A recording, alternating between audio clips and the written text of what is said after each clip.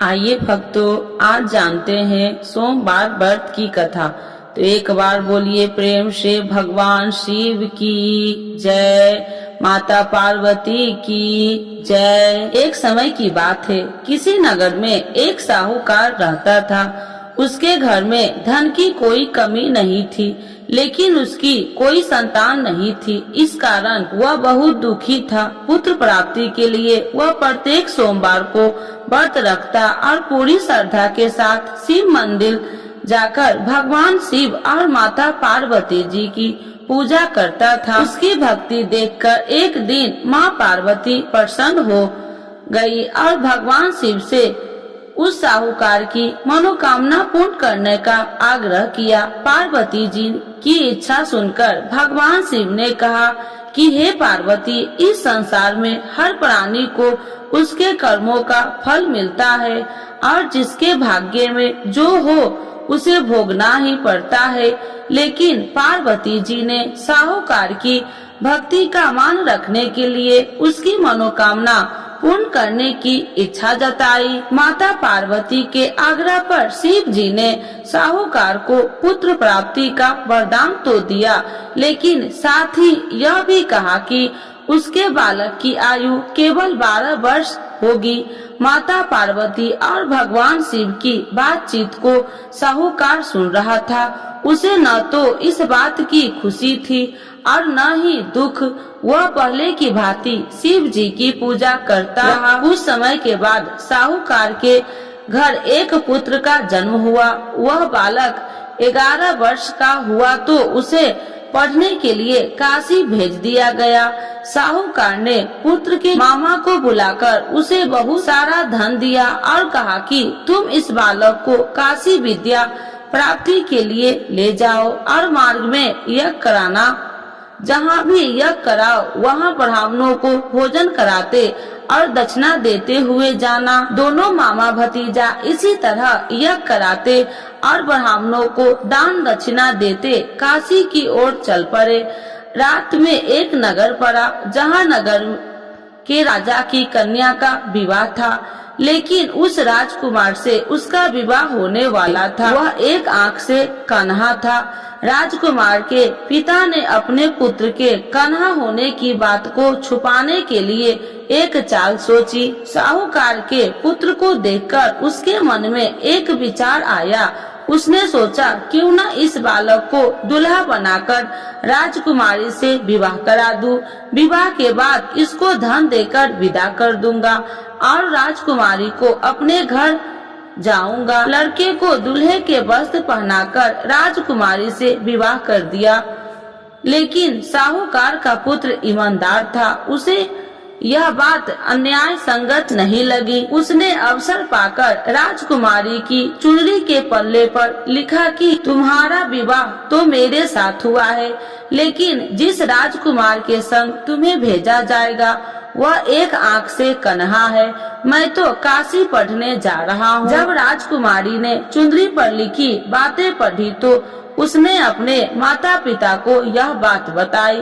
राजा ने अपनी पुत्री को विदा नहीं किया, जिससे बारात वापस चली गई। दूसरी ओर साहूकार का लड़का और उसका मामा काशी पहुँचे और वहाँ जाकर उन्होंने यज्ञ किया। जिस दिन लड़के की आयु 12 साल की हुई उसी दिन यज्ञ रखा गया। लड़के ने अपने मामा से कहा कि मेरी तबीयत कुछ ठीक नहीं है। मामा ने कहा तू अंदर जाकर सो जाओ। शिव जी के वरदान अनुसार कुछ ही देर में उस लड़के के प्राण निकल गए। मृत भांजे को देख उसके मामा ने विलाप शुरू किया। संयोगवश उसी समय शिव जी और माता पार्वती उधर से जा रहे थे। पार्वती भगवान से कहा, स्वामी, मुझे इसके रोने के स्वर सहन नहीं हो रहा। आप इस व्यक्ति के कष्ट को अवश्य दूर करें। जब शिव जी मृत बालक के समीप गए तो वह बोले कि यह उसी साहूकार का पुत्र है जिसे मैंने 12 वर्ष की आयु का वरदान दिया था। अब इसकी आयु पूरी हो चुकी है। लेकिन मातृ भाव से विभोर माता पार्वती ने कहा कि हे महादेव, आप इस बालक को और आयु देने की कृपा करें, अन्यथा इसके वियोग से इसके माता पिता भी तड़प तड़प कर मर जाएंगे। माता पार्वती के आग्रह पर भगवान शिव ने उस लड़के को जीवित होने का वरदान दिया। शिव जी की कृपा से वह लड़का जीवित हो गया। शिक्षा समाप्त करके लड़का मामा के साथ अपने नगर की ओर चल दिया। दोनों चलते हुए उसी नगर में पहुंचा जहां उसका विवाह हुआ था। उस नगर में भी उन्होंने यज्ञ का आयोजन किया। उस लड़के के ससुर ने उसे पहचान लिया और महल में ले जाकर उसकी खातिरदारी की और अपनी पुत्री को विदा किया। इधर साहूकार और उसकी पत्नी भूखे प्यासे रहकर बेटे की प्रतीक्षा कर रहे थे। उन्होंने प्रण कर रखा था कि यदि उन्हें अपने बेटे की मृत्यु का समाचार मिला तो वह भी प्राण त्याग देंगे, परंतु अपने बेटे की जीवित होने का समाचार पाकर वह बेहद प्रसन्न हुई। उसी रात भगवान शिव ने व्यापारी के स्वप्न में आकर कहा, हे श्रेष्ठ, मैंने तेरे सोमवार के व्रत करने और व्रत कथा सुनने से प्रसन्न होकर तेरे पुत्र की लंबी आयु प्रदान की है। इसी प्रकार जो कोई सोमवार व्रत करता है या कथा सुनता है और पढ़ता है, उसके सभी दुख दूर होते हैं और समस्त मनोकामनाएं पूर्ण होते हैं। तो एक बार बोलिए प्रेम से शिव जी की जय, माता पार्वती की जय। आरती शिव जी की। ओम जय शिव ओमकारा, स्वामी जय शिव ओमकारा, ब्रह्मा विष्णु सदा शिव अर्धांगी धारा।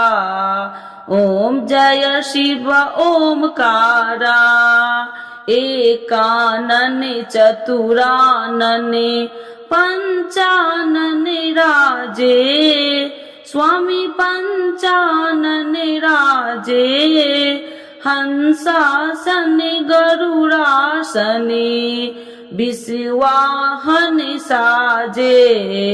ओम जय शिव ओमकारा, दो भुज चार चतुर भुज, दस भुज अति सोहे, स्वामी दस भुज अति सोहे, त्रिगुणी रूपिणी रखिते, तिरुबनि जन मोहे। ओम जय शिव ओमकारा, अच्छी माला बनि माला, मुंडी माला धारी, स्वामी मुंडी माला धारी, त्रिपुरारी कंसारी, करी माला धारी। ओम जय शिव ओमकारा, श्वेतांबर पीतांबर बाघांबर अंगे, स्वामी बाघांबर अंगे, सनिकादिक गरुनादिक भूतादिक संगे। ओम जय शिव ओमकारा, करके मध्य कमंडल चक्र त्रिशूल धारी, स्वामी चक्र त्रिशूल धारी, सुखकारी दुखिहारी, जग पालनकारी। ओम जय शिव ओमकारा, ब्रह्मा विष्णु सदा शिव जानति अविवेका, स्वामी जानति अविवेका, मधु कैटभ दो मारे, सुर भयहीन करे।